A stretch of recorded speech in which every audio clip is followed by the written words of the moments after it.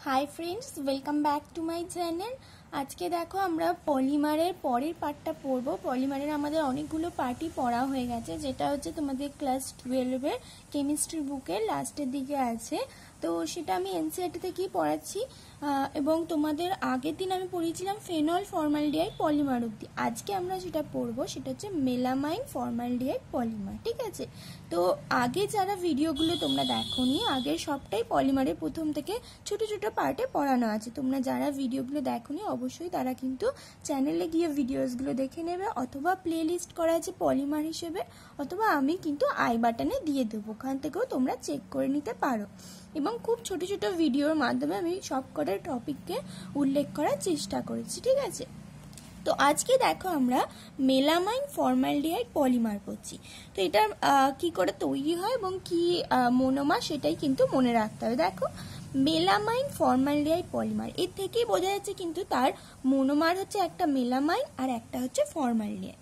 তো নিচে কি লেখা আছে দেখি, melamine formaldehyde polymer is formed by the condensation polymerization of melamine and formaldehyde। তাহলে আমরা পড়ছিলাম কি কন্ডেনসেশন পলিমারাইজেশনের এক্সাম্পলগুলো, ঠিক আছে, এবং তাদের কি মনোমার এই সবগুলো পড়ছিলাম।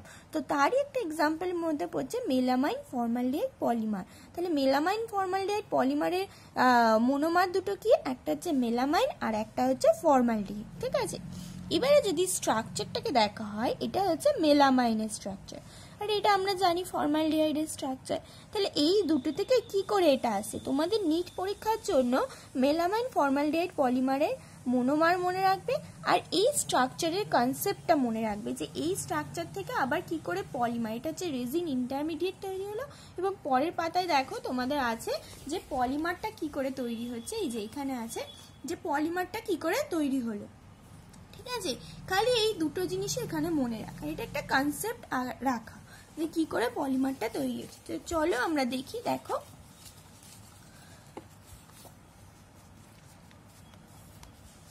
দেখো আমি যদি মেলামাইনটাকে লিখি, দেখো মেলামাইনটাকে যদি আমি আঁকি স্ট্রাকচারটা, মেলামাইনের স্ট্রাকচার হচ্ছে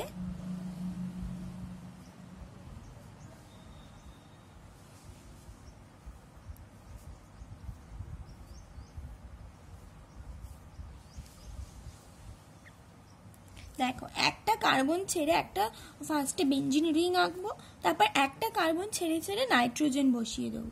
দেখো এই নাইট্রোজেন, তারপর একটা কার্বন ছাড়া একটা নাইট্রোজেন, একটা কার্বন ছাড়া একটা নাইট্রোজেন, একটা কার্বন ছাড়া আর একটা নাইট্রোজেন। এবারে যেই কার্বনগুলো ছেড়ে দিলাম সেখানে আমরা একটা করে NH2 বসিয়ে দেবো। ব্যাস এটাই হয়ে গেল মেলামাইনের স্ট্রাকচার। ঠিক আছে, এটা হচ্ছে মেলামাইন। ঠিক আছে, আর ফর্মালডিহাইড তো আমরা জানি HCOOH। তাহলে এটা থেকে আমরা এই ইন্টারমিডিয়েটটা কি করে পাচ্ছি, এখানে যে ইন্টারমিডিয়েটের কথাটা বলা হয়েছে সেটা আমরা পাবো কি করে, তো সেটাই আমরা দেখবো। দেখো এই যে সি আর ডবল বন্ড ও আছে, সি ডবল বন্ড ও, এটার মধ্যে আমরা জানি যে অক্সিজেনের কিন্তু ইলেকট্রোনেগেটিভিটি বেশি। সেই জন্য কি করবে, এই যে বন্ডটা এর ইলেকট্রনটাকে অক্সিজেন নিজের দিকে টেনে নেবে।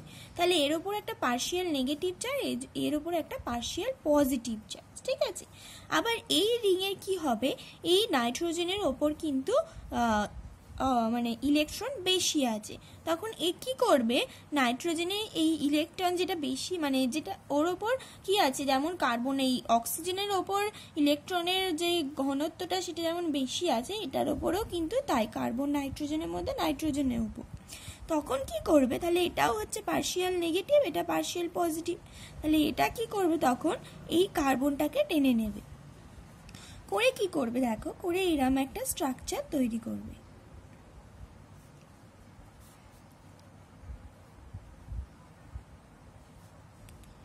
এখানে NH2 যেমন আমরা লিখছি NH2, আচ্ছা এটা NH2 আর লিখবো না, NH2। ঠিক আছে, এবারে দেখো N এর হচ্ছে 3টে হাত, এবার দুটো হাইড্রোজেনের সাথে আছে, একটা হচ্ছে কার্বনের সাথে আছে। তো আর একটা যদি আমি কার্বনকে টানতে যাই তাহলে একটা হাইড্রোজেন আমাকে ছেড়ে দিতে হবে, একটা হাতকে তো ফাঁকা করতে হবে, তবেই তো হবে। ঠিক সেরকমভাবে কার্বন যদি নাইট্রোজেনের সাথে আটকাতে চায়, বন্ড করতে চায়, তাহলে কার্বনের একটা হাত ফাঁকা চায়। তখন কার্বন কি করবে, অক্সিজেনের সঙ্গে দুটো হাত দিয়ে জোড়া লাগিয়েছিল, সে একটা হাত ছেড়ে দেবে, অর্থাৎ এর এখানে একটা বন্ড ব্রেক হবে। আর নাইট্রোজেনের সাথে দুটো হাইড্রোজেন ছিল, একটা হাইড্রোজেনকে ছেড়ে দেবে। তাহলে নাইট্রোজেনের সঙ্গে এখন একটা এইচ থাকবে আর এই কার্বনটা থাকবে, CH2 ঠিক আছে। ও হচ্ছে একটা বন্ডের মাধ্যমে ওটা যোগ হয়ে আছে। আর এই যে হাইড্রোজেনটাকে ছেড়ে দিল, এটাতে H+ হিসেবে ঘুরে বেড়াচ্ছে, এটা কি করবে, অক্সিজেন টেনে নেবে, কারণ অক্সিজেন তো দুটো হাত দিয়ে সাথে জোড়া ছিল, ওরও তাহলে একটা হাত ফাঁকা আছে, ও তখন কি করবে, হাইড্রোজেনের সাথে আরেকটা বন্ড করে নেবে, অর্থাৎ ও H তৈরি হয়ে যাবে। দেখো এইটাই কিন্তু তোমাদের রেজিন ইন্টারমিডিয়েট হিসেবে লেখা আছে। দেখো তোমরা স্ট্রাকচারটাকে মেলাও, NH2CH2OH, বাকিটা দেখো এক। তো বোঝা গেল, তাহলে আমাদের এটা হচ্ছে রেজিন ইন্টারমিডিয়েট, ঠিক আছে। এবারে এই রেজিন ইন্টারমিডিয়েট যেটা তৈরি হলো, এইগুলো কি হবে, পর পর পর পর দাঁড় থাকবে, যেমন মোনোমারগুলো মিলে পলিমার হচ্ছে, ঠিক সেই রকম এই রেজিন মোনোমারগুলো কি হবে, এখানে একটা থাকবে, এখানে একটা থাকবে, এইভাবে থাকতে থাকবে। এবারে মনে করো একটা আঁকছি আমি, NH2CH2OH আছে, আর এদিকেও তো NH2 আছে এটা। এবারে কি হবে, এই NH2 আর NHCH2OH এর মধ্যে এখান থেকে ওয়াটার বেরিয়ে যাবে। ওয়াটার বেরিয়ে গেলেই আমাদের এই পরে যে পলিমারের এটা আছে সেটাই কিন্তু হয়ে যাবে। দেখো NH যেটা আমি তোমার ইন্টারমিডিয়েট পেয়েছিলাম সেটা কি, NHCH2OH, ঠিক আছে। আর এখানে আমরা কি পেলাম, এই সাইডে NHCH2, অর্থাৎ কি কি মানে এক্সট্রাকশন হয়ে গেছে, সেটা হচ্ছে O আর H। OH আর ওয়াটারে আমরা জানি H2O, অর্থাৎ OH আর একটা H করতে গেছে, আর একটা H হচ্ছে পরে আর একটা এরকম স্ট্রাকচার আছে যার সাথে ওটা বন্ড করছে, তার যে এই NH2 একটা H, সেই H এর এটা নিয়ে আর এখান থেকে এই OH নিয়ে H2O এক্সট্রাকশন হচ্ছে। ঠিক একইভাবে এই যে NH আছে, এখানে ছিল NH2, এই যে NH2 ছিল এটা NH হয়ে গেছে, অর্থাৎ এখান থেকে একটা H নিয়েছে, আর এরকমই আর একটা স্ট্রাকচার এদিকে আছে, তার হচ্ছে এই NHCH2OH এর OH নিয়েছে, অর্থাৎ এর H আর ওর OH মিলে H2O বেরিয়ে গেছে, করে একটা বন্ড তৈরি হয়েছে। এইভাবেই H2O হচ্ছে বেরিয়ে গিয়ে কনডেনসেশন পলিমারাইজেশনের মাধ্যমে মোনোমারগুলো পরপর যোগ হয়ে হয়ে আমাদের মেলামাইন পলিমার তৈরি করছে। এটা একটা কনসেপ্ট বেসিসে তোমরা মনে রাখবে, তোমাদের আসতে পারে হয়তো যে মেলামাইন ফর্মালডিহাইড যে প্রিপারেশন হয় তাতে যে ইন্টারমিডিয়েটটা তৈরি হয় সেটা কি করে, চারটে অপশন হয়তো আসতে পারে। তখন যদি তোমাদের মেলামাইনের ফর্মুলা আর ফর্মালডিহাইডের ফর্মুলাটা মনে থাকে স্ট্রাকচারটা, তাহলে কিন্তু তোমরা সহজে এটাকে বার করে নিতে পারো, তাহলে তোমাদের সুবিধা হবে বুঝে করলে। মুখস্থ করেও করা যায়, কিন্তু বুঝে যদি নাও তাহলে সুবিধা হবে পরে করতে। এরপরে আর একটা কি, use, it is used in the manufacture of unbreakable crockery. এটা অতটা ইম্পর্টেন্ট নয় ইউজটা, তাও একবার পড়ে নেওয়া। মেন ইম্পর্টেন্ট হচ্ছে এই তোমাদের ইন্টারমিডিয়েট স্ট্রাকচারটা মনে রাখা, আর হচ্ছে কি কি মোনোমার, সেটা হচ্ছে মেলামাইন আর হচ্ছে ফর্মালডিহাইড, এটা হচ্ছে ফর্মালডিহাইড।